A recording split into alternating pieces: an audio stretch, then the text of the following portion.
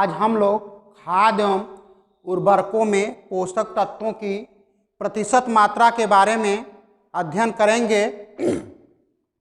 किस उर्वरक में कितना प्रतिशत नाइट्रोजन, फास्फोरस एवं पोटास पाया जाता है, इसके बारे में हम एक एक करके अध्ययन करेंगे। सर्वप्रथम हम खाद एवं उर्वरक के बारे में चर्चा करते हैं। देखिए, खाद मीन्स जैसे गोबर की खाद, मुर्गी का बीट। तो खाद का मतलब ऑर्गेनिक मैटर से है। खाद जिसमें आप देखिए जैसे कंपोस्ट की खाद है, गोबर की खाद है, खलियां हैं, यह जो है कार्बनिक खाद है। और उर्वरक को अकार्बनिक खाद कहते हैं या रासायनिक उर्वरक कहते हैं। उर्वरक मीन्स रासायनिक पदार्थ। अब आप देखिए कि खाद गांव में बनते हैं और उर्वरक कारखानों में बनते हैं। उर्वरक में पोषक तत्वों की मात्रा निश्चित होती है, जबकि खाद में पोषक तत्वों की मात्रा एक्यूरेट नहीं होती, वो वैरी करती है। जैसा कि आप इस चार्ट से देख भी सकते हैं। तो देखिए, सर्वप्रथम मैंने आपको बताया कि खाद एवं उर्वरक में अंतर क्या है। खाद एक कार्बनिक पदार्थ है, उर्वरक एक अकार्बनिक पदार्थ है। खाद में पोषक तत्वों की मात्रा वैरी करती है और उर्वरक में पोषक तत्वों की मात्रा निश्चित होती है। उर्वरक कारखानों में बनते हैं और खाद गांव में एवं शहरों में भी बनाए जा सकते हैं। अब आप देखिए, जैसा कि मैंने कहा था आपको कि आपके जो भी स्टूडेंट ISC AG के हों, BSc AG के हों, MSc AG के हों, PhD के हों या नेट JRF की तैयारी करने वाले स्टूडेंट हों, सबके लिए यह बहुत ही महत्वपूर्ण है। उनसे पूछ लिया जाता है कि यूरिया में कितने प्रतिशत नाइट्रोजन पाया जाता है। तो यूरिया में 46% नाइट्रोजन पाया जाता है। फिर पूछ लिया जाता है कि DAP में पोटास की कितनी प्रतिशत मात्रा पाई जाती है। तो आप ये जान लीजिए कि DAP में पोटास पाया ही नहीं जाता, नील होता है। और DAP में 18% नाइट्रोजन और 46% फास्फोरस पाया जाता है। वैसे ही म्यूरेट ऑफ पोटास में पोटास की मात्रा 60% पाई जाती है। उसी प्रकार आप देख लीजिए, सिंगल सुपर फास्फेट में फास्फोरस की मात्रा 16%, single super phosphate, double super phosphate में फास्फोरस की मात्रा 32% और ट्रिपल सुपर फास्फेट में फास्फोरस की मात्रा कितने परसेंट पाई जाती है? वह 48%। तो 16, 32, 48। सिंगल सुपर फास्फेट में फास्फोरस की मात्रा 16% और डबल में 32% और ट्रिपल सुपर फास्फेट में फास्फोरस की मात्रा 48% पाया जाता है। देखिए, इससे प्रश्न एक तो यह रहा कि इसमें नाइट्रोजन की मात्रा कितनी है, फास्फोरस की मात्रा कितनी है और पोटास की मात्रा कितनी है। दूसरे पर हम आते हैं, यह भी पूछ लिया जाता है, जैसे यूरिया, मैंने आपको बताया कि यूरिया में नाइट्रोजन की मात्रा 46%। प्रतिशत में 16 kg में 46 kg ही नाइट्रोजन होगा, बाकी जो है मैटर वो फिलर मैटर होगा, पूरक पदार्थ मिलाए जाते हैं। अब आप देख लीजिए, इससे एक क्वेश्चन और बनता है, कौन सा उर्वरक जल में घुलनशील है, कौन सा साइट्रेट में घुलनशील है। जैसा अभी मैंने आपको बताया कि single super phosphate, double super phosphate, triple super phosphate, यह जो है उर्वरक जल में घुलनशील है। अब आप देख लीजिए कि जैसे कार्बनिक खादों में गोबर की खाद में नाइट्रोजन की मात्रा कितनी है? 0.4 से 0.5% नाइट्रोजन पाया जाता है, 2.5% फास्फोरस पाया जाता है और 0.5% पोटास पाया जाता है। यह क्या है? गोबर की खाद में इनकी इतनी मात्रा पाई जाती है। उसी प्रकार फिर आइए कंपोस्ट की खाद में नाइट्रोजन की मात्रा 0.5 से 0.6% नाइट्रोजन पाया जाता है, 1.5% फास्फोरस पाया जाता है और 2.3% पोटास पाया जाता है कंपोस्ट की खाद में। अब कंपोस्ट की खाद गांव में बनाया जाता है। अब इसके बाद आइए मुर्गी का बीट।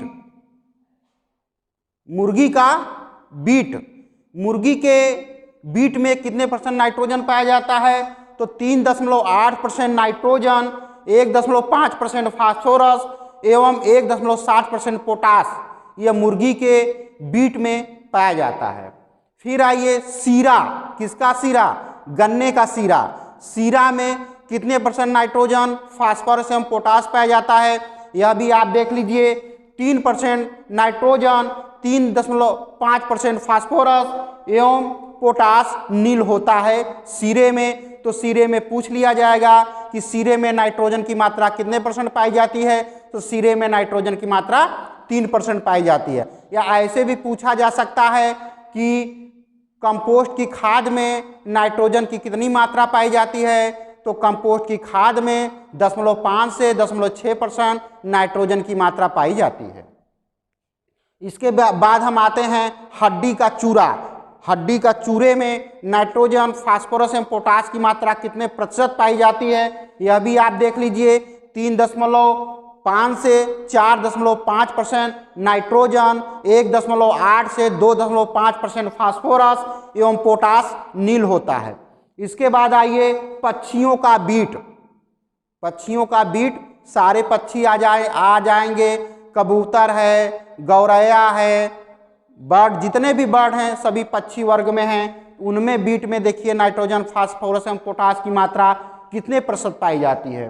तो देख लीजिए, 1.1 से 1.6% नाइट्रोजन, 1 से 1.2% फास्फोरस और 6.1 से 8.5% पोटास यह पक्षियों के बीट में पाया जाता है। तो ये आपको याद करना पड़ेगा, रटना पड़ेगा, इसके अलावा इसका कोई सलूशन नहीं है।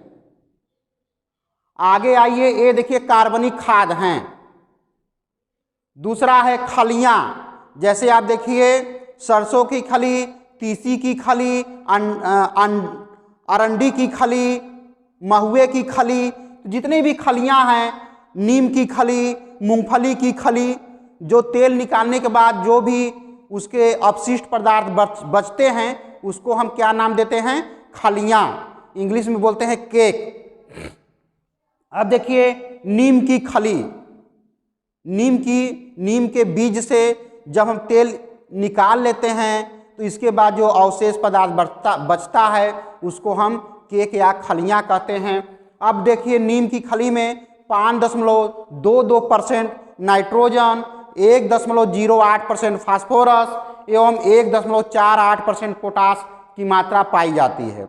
यह देखिए मूंगफली की खली काफ़ी महत्वपूर्ण है, काफ़ी बार पूछा गया है, तो इसको आप लोग अच्छी तरह याद करिएगा। मूंगफली की खली में 7.29% नाइट्रोजन, 1.53% फास्फोरस एवं 1.33% पोटास पाया जाता है। तो मूंगफली की खली में नाइट्रोजन की मात्रा 7.29% नाइट्रोजन, 1.53% फास्फोरस एवं 1.33% पोटास की मात्रा पाई जाती है। अंडी की खली, जिसको इंग्लिश में बोलते हैं कैस्टर केक। अंडी की खली में नाइट्रोजन की मात्रा 4.37% नाइट्रोजन, 1.85% फास्फोरस एवं 1.39% पोटास की मात्रा पाई जाती है। इसके बाद देखिए, अभी तो हम लोगों ने अध्ययन किया कार्बनिक खाद या ऑर्गेनिक मैन्योर। अब आइए अकार्बनिक खाद या इनऑर्गेनिक मैन्योर। अब आइए देखिए, अभी मैंने आपको बताया कि यूरिया में नाइट्रोजन 46% पाया जाता है। इससे एक क्वेश्चन और बनते हैं कि यूरिया में नाइट्रोजन किस रूप में पाया जाता है? तो यूरिया में नाइट्रोजन अमोनिकल फॉर्म में पाया जाता है। पौधे यह यूरिया एमाइड वर्ग में आती है और पौधे जैसे धान है, धान नाइट्रोजन को अमोनियल फॉर्म में लेता है। तो यह भी पूछ लिया जाता है कि धान नाइट्रोजन को किस फॉर्म में लेता है, तो अमोनिकल फॉर्म है। और यूरिया किस वर्ग का उर्वरक है? तो यह एमाइड वर्ग का उर्वरक है। तो देखिए यूरिया में नाइट्रोजन की मात्रा 46%, कैल्शियम साइनाइड में नाइट्रोजन की मात्रा 21%। इसके बाद आइए फास्फोरस युक्त उर्वरक।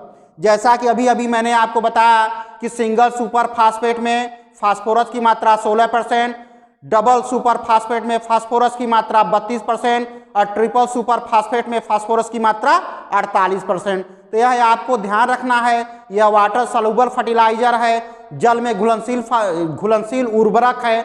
इसमें फास्फोरस की मात्रा सिंगल सुपर फास्फेट में 16%, डबल सुपर फास्फेट में 32% और ट्रिपल सुपर फास्फेट में फास्फोरस की मात्रा 48% पाया जाता है। इसके बाद आइए हम फिर आते हैं आपको साइट्रिक अम्ल में घुलनशील फास्फोरस डाई कैल्शियम फास्फेट। अब आप आइए रॉक फास्फेट में फास्फोरस की मात्रा 2 से 4% फास्फोरस पाया जाता है। बेसिक स्लैग में फास्फोरस की मात्रा 14 से 18% फास्फोरस बेसिक स्लैग में पाया जाता है। हड्डी के चूरे में फास्फोरस की मात्रा कितनी पाई जाती है? तो 20 से 25% हड्डी के चूरे में फास्फोरस की मात्रा पाई जाती है। इसके बाद जैसे मैंने अभी अभी आपको बताया कि डीएपी में नाइट्रोजन की मात्रा 18% पाई जाती है, फास्फोरस की मात्रा 46% पाई जाती है। और पोटास नील होता है, पोटास पाया ही नहीं जाता डीएपी में। डीएपी का फुल फॉर्म है di ammonium phosphate. MOP muriate of potash में पोटास की मात्रा 60% पाई जाती है, 60%। तो और म्यूरेट ऑफ पोटास को